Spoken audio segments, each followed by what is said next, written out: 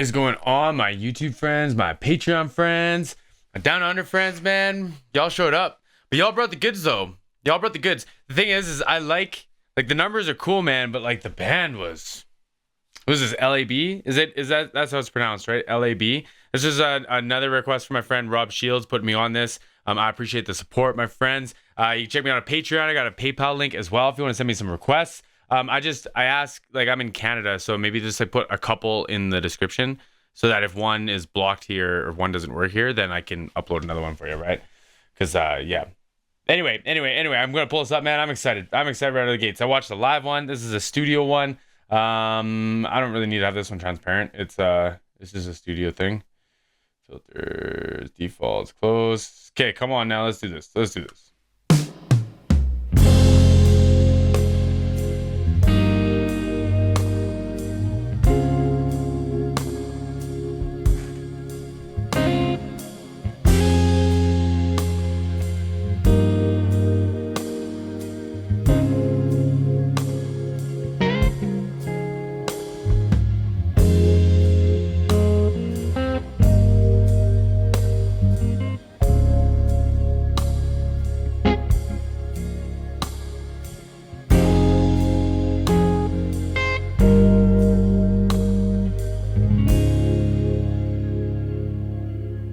Before we get into it, the use of the trem arm, the Floyd bar, whatever that's called. I think it's a trem arm, right?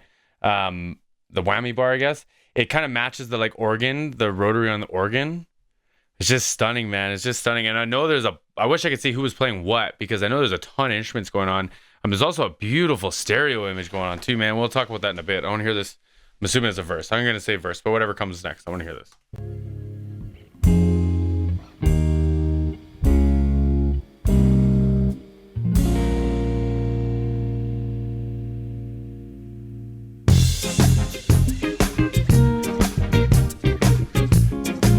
Okay, hold on. I was not expecting this. Let me reposition myself. All right.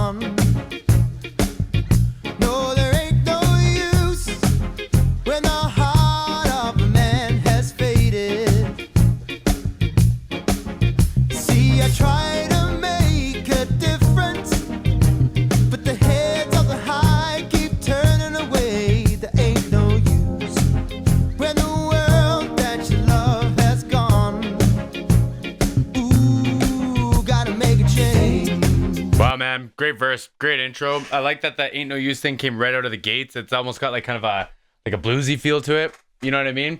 But it's almost giving me like Steely Dan live. From like a sonic standpoint, man, this sounds fantastic. The drum kit sounds so nice. The mix is beautiful.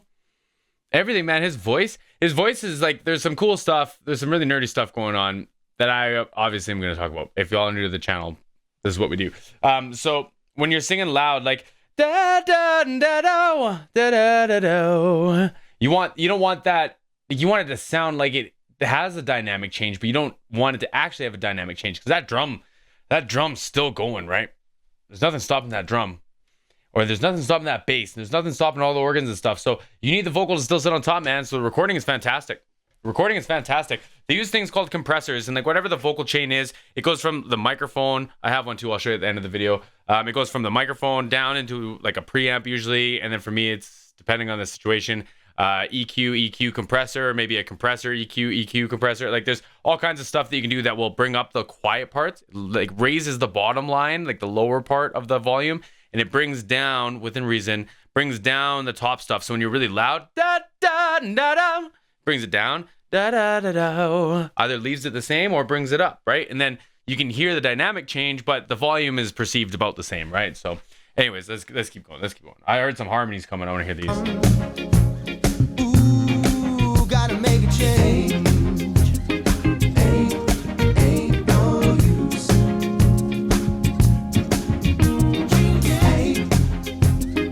Ain't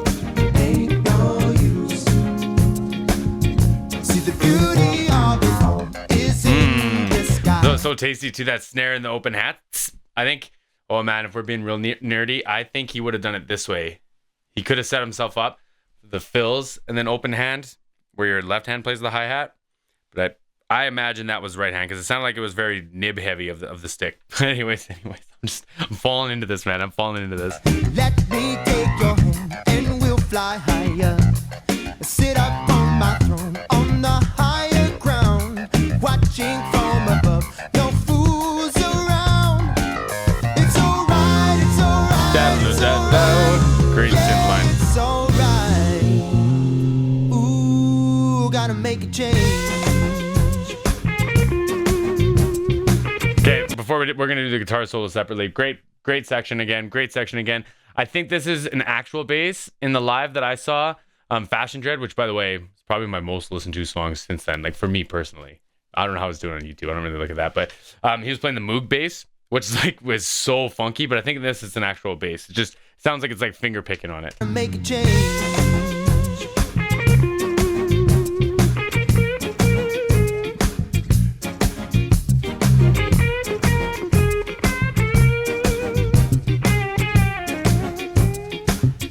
Very tasty.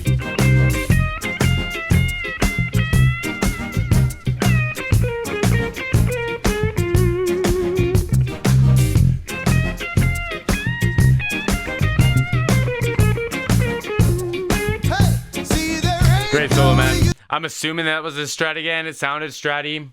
I like that. I like it. Like I just don't know how to make a strat sing like that. I have a Telly, I have an SG you can see on the wall. I've played lots of strats. I can't make them sing like this guy does, man. Like it's something in the hands, tones in the hands or something. When the world that you love is gone away. Nice. Great harmony. There ain't no use. Great grit too. When the heart of a man is faded. See, I try to make a difference, but the heads of the high keep turning away. There ain't no use. Ain't no use. When the world that you love is gone away. See, the beauty of it all is in That was groovy. That was a great little pocket there, eh? And I like that the singer caught it too, man. That's fantastic. See, the beauty of it all is in the sky. Let Back me to that take Moog. your hand and we'll fly higher.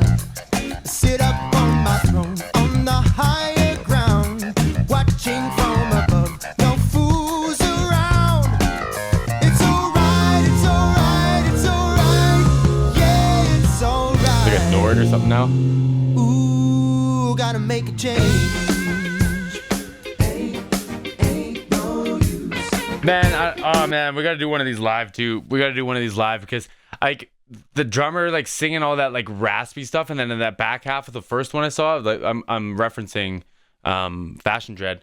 All the harmonies they did, man, was killer. I want to see who's all singing, man. I want to hear this live. I want to hear this live. Ain't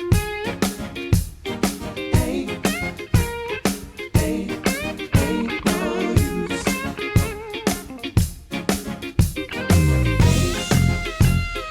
Ain't no use.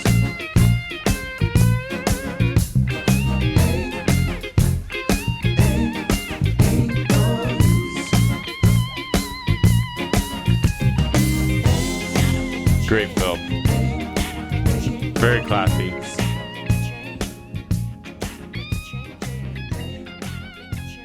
Nice fade out too. Great jam, man. Great jam. All right. Where are we gonna start with the compressors? We want to talk about compressors first. Let's do that. I think I have mine up still. I got a whole chain of stuff that makes my mic sound the way that it does. So this is all of it. And so the first one here, this just like, so when I stop talking, like all that little green stuff at the bottom is my furnace, my chair, me breathing, right? So this just turns it off under a certain level. So it just filters out some of the music, right? This is a preamp. So this is usually like where like either a console will have one, an interface to go into a computer will have one. Like it's just, that's what the microphone goes into. From there, I have an EQ. This just has a little bit more like top end brilliance on it, stuff like that. But I do have a compressor here. You can see, so I've got, this is my input and it's compressing at a rate of 6 to 1.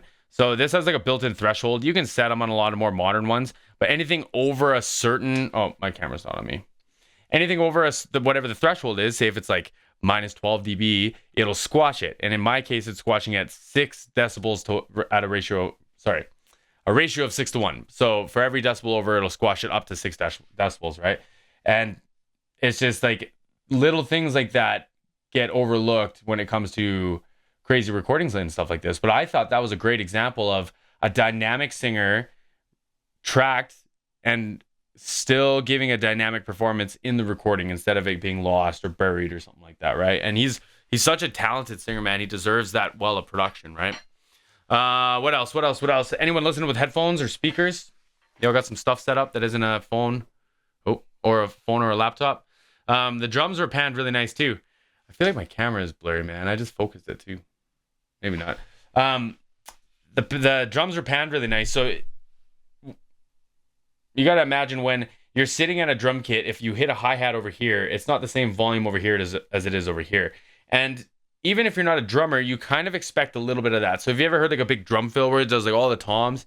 It sounds like it goes across the room. Or you hear a car go across the room, right?